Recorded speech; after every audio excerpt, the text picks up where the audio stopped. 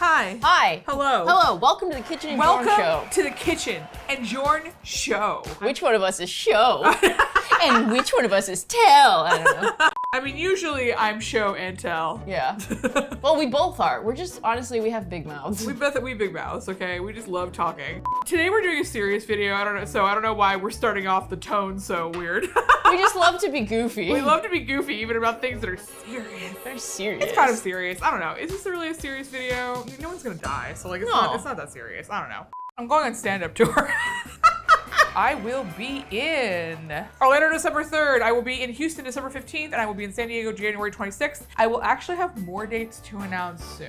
So stay posted for that, because we're figuring that out. You know what this video is about already because you clicked on it. So today we're gonna talk about my agoraphobia and how it's impacted people around me and how I've sort of worked through it and how I backslide every so often. You think that agoraphobia is something you get over, and it isn't. It's something that shows back up when you're having a bad time, girl.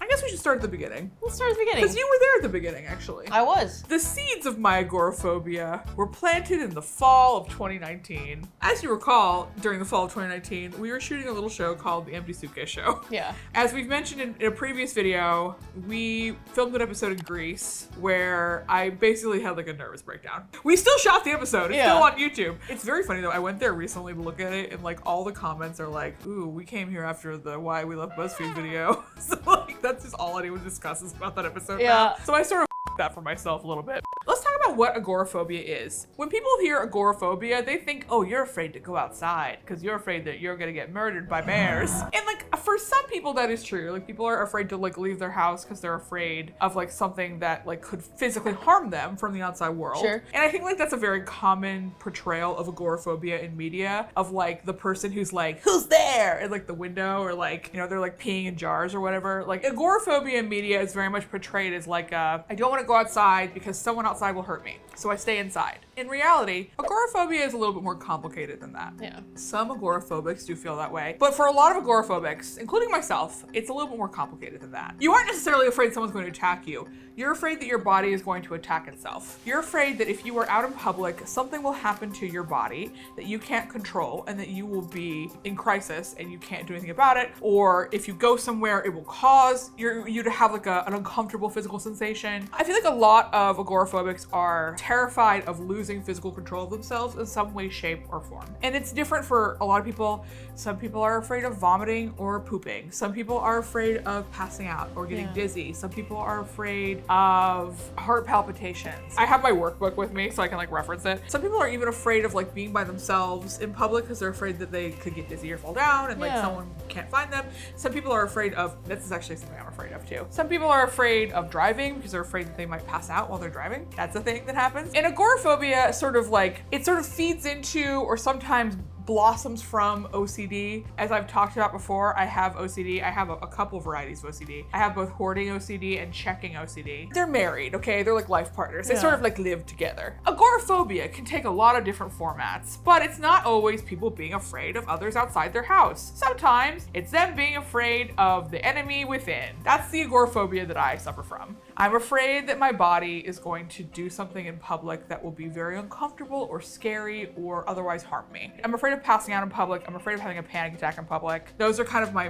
main big ones. Fears, Those are my big fears. Those are my main ones. I'm afraid of getting dizzy in public. So I feel like most agoraphobics sort of have like an origin story. Yeah. They have a kind of something that happened to them that made them be like, uh-oh, I can't leave my house now. And for me, I guess, now that I think about it, there's probably two things. Yeah. Inciting incident. My inciting incident, I would say, is when I was, I think I've mentioned this in videos before, but in case like you don't remember like the deep Kristen lore. Yeah. When I was 13, I was on a plane that was, for lack of a better word, emergency landed. It wasn't like emergency landed like in a field or like at a different location, but like they did like a thing where they cleared the other planes out of the way so that this plane could get there first. I don't know what the word is for that, so I'm just gonna say emergency landed. But I was on a plane that was emergency landed because while I was on the plane, the cabin pressure from the plane caused a cyst that was twisted around my ovary to constrict the ovary and kill it while I was on the plane. And so I was having a medical emergency in a plane when I was 13 years old. It was, I would say, horrifically traumatizing. I never really got therapy for it as a kid, honestly. I probably should have.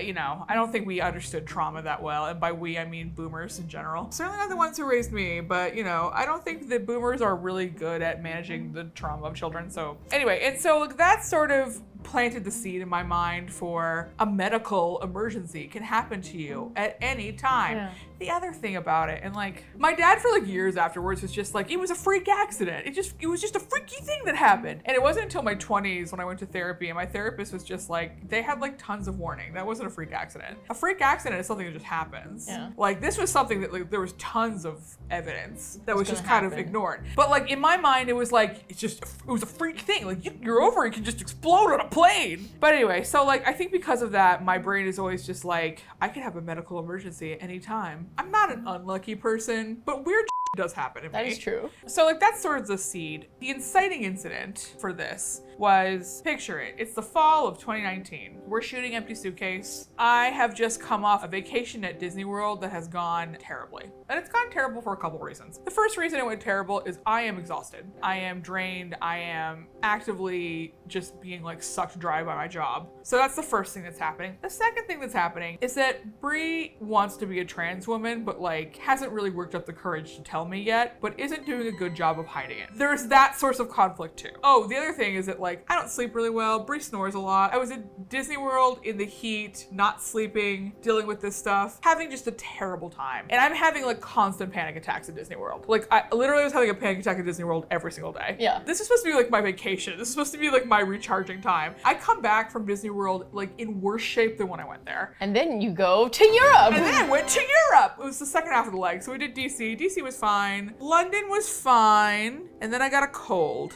And then we got to Greece. And then I fell apart in Greece. I just fell apart. All the chickens came home to roost. All the chickens came home to roost. And the thing is like, we can't just cancel the shoot because we're in Greece. Like, it's happening. So I was like, okay, I gotta get it together. But it was like the first time where I experienced having a panic attack in a situation where I could not escape. And I guess like in Disney World it happened too. I was also having panic attacks in places I couldn't escape, but I could at least go back to the hotel. Yeah. Empty Suitcase Greece, that was just like a 3-day panic attack where I had to just sort of endure it. And like in between, whenever it was like you were calm enough to be able to talk, we would film. Yeah. And then we'd shut down, and then Kristen would maybe have to go sit in a dark corner. Yeah. And talk herself down. I remember the other producer had to like literally help me get dressed. She had to help me change in and out of clothes. Yeah. I would basically switch on being calm for camera, and the second we cut, I would like fall back apart. What do you remember from? Well, the way I remember this happening is like, your mental health had sort of been struggling in the lead up to these video shoots because all of us were sort of in a bad place at the end of 2019. We were all sort of like not happy at our jobs. We really entered we entered the pandemic at like the height of our powers. But basically, like, what I remember happening is, like, we went to Europe, we shot these videos, you were having, like, pretty severe panic attacks, like, pretty serious, like, anxiety attacks, like, you just were not doing well. And it was like, okay, the video shoots ended, but all of the, like, damage it did to your psyche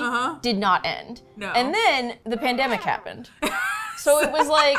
Well, I'm saying, what do you remember from that shoot specifically? Oh, like just every 2 seconds being like, well, I can't believe she's doing this. I don't know how she's doing it. Like it was just, it didn't make any sense that I feel like that someone could be this sick and be like, okay, I got it. Like you would just turn it on, which is impressive. But it's like, it's sad too, because it was taking so much out of you. And when the pandemic happened and lockdown started in earnest, that was like when it froze it. Like it sealed it. Like that was the last straw. It like flash froze it. Like basically, I came back from Europe extraordinarily fragile. I was having a lot of panic attack in restaurants. What would happen is I would sit down in a restaurant and I would feel trapped. Restaurants for me to this day are my biggest struggle. They are like the final frontier for me. Like there are some restaurants I will never be able to go to again because even just setting foot to the it's like a trigger. It's like a trigger. Like that sucks because actually like my favorite restaurant in the entire world I will never be able to go to again because I had 2 successive panic attacks there and I'm too afraid to like try a third time. And that sucks. And like maybe eventually I'll get stronger and where that won't be an issue, but like I don't know if that will happen. So, and I'm not willing to spend $700 to find out.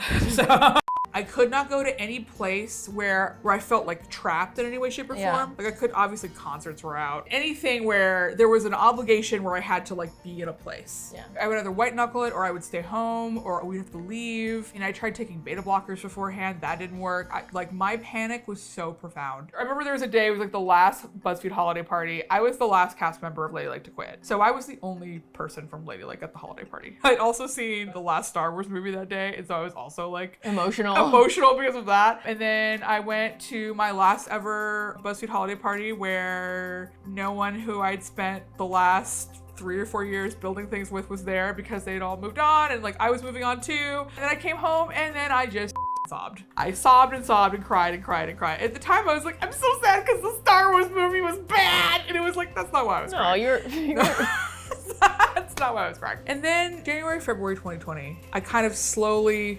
start to try and get better. I start going to movies by myself. So it was like an easy way to kind of like slowly do it. And then the pandemic happened. And all that progress got absolutely flushed down the toilet. It still lives there, they say. They say.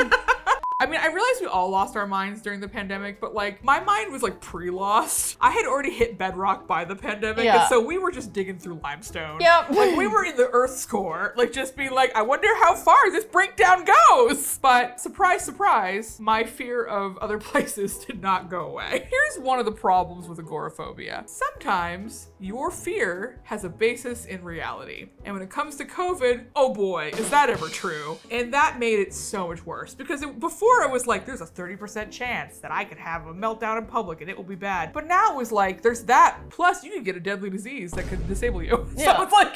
The agoraphobia had a lot to work with. Had a lot to, you know, It made a meal out of COVID.